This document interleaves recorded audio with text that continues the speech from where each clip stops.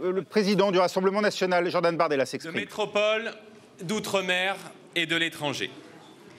Ce dimanche 7 juillet, second tour des élections législatives anticipées, le peuple français s'est exprimé. En marquant cette élection d'un taux de participation historique, les Français ont d'abord fait honneur à notre démocratie.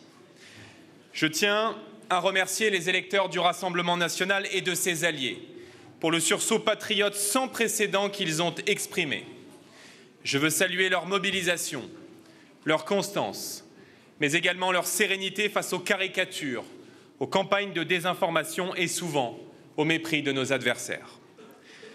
En dépit d'une campagne de second tour marquée par des alliances politiciennes contre nature, destinées à empêcher par tous les moyens les Français de se choisir librement une politique différente, le Rassemblement national réalise aujourd'hui la percée la plus importante de toute son histoire.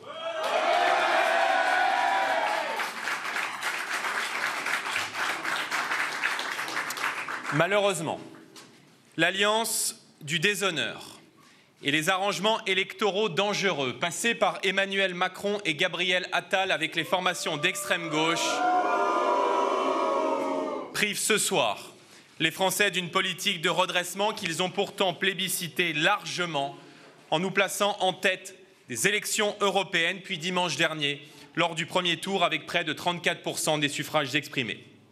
Ce soir, ces accords électoraux jettent la France dans les bras de l'extrême gauche de Jean-Luc Mélenchon.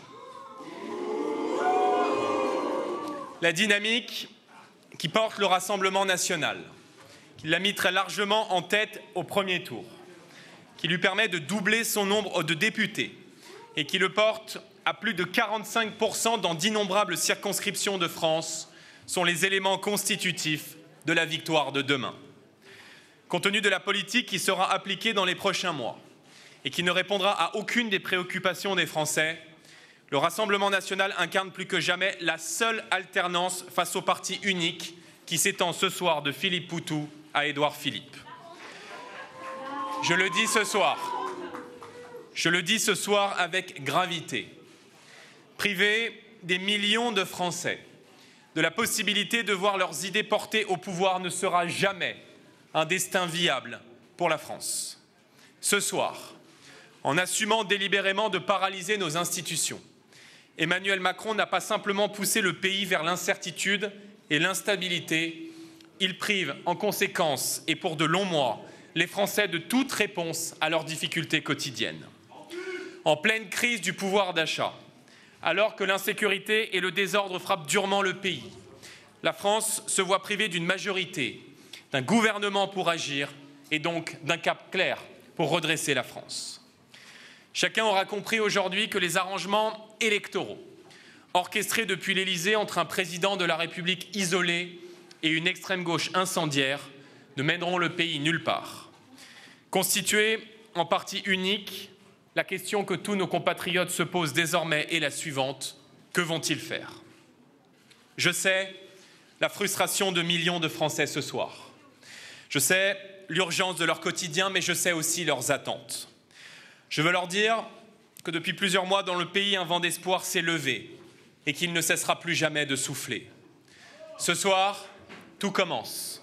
Le Rassemblement national va amplifier son travail. À l'Assemblée nationale d'abord, derrière Marine Le Pen. Dans le pays ensuite, en continuant d'œuvrer à l'union nationale, au rassemblement de tous les Français et bien sûr à l'alternance démocratique nécessaire qui vient.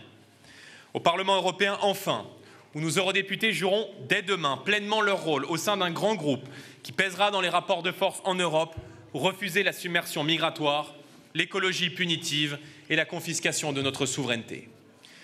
Parce que le Rassemblement national est différent des autres. Il n'entrera dans aucune compromission politicienne. Aujourd'hui comme demain, il sera aux côtés du peuple français et prêt à assumer ses responsabilités. Nous ne voulons pas du pouvoir pour le pouvoir. Nous voulons le pouvoir pour rendre ce pouvoir au peuple français, pour restaurer la souveraineté de la nation et pour mettre en œuvre le projet de redressement qui sortira la France de l'ornière. À toutes les Françaises, à tous les Français, je veux dire que mon intention d'œuvrer au redressement du pays est plus forte que jamais. Je serai là, pour vous, avec vous, jusqu'à la victoire. Ce soir, tout commence. Un vieux monde est tombé et rien ne peut arrêter un peuple qui s'est remis à espérer. Vive la France et vive la République!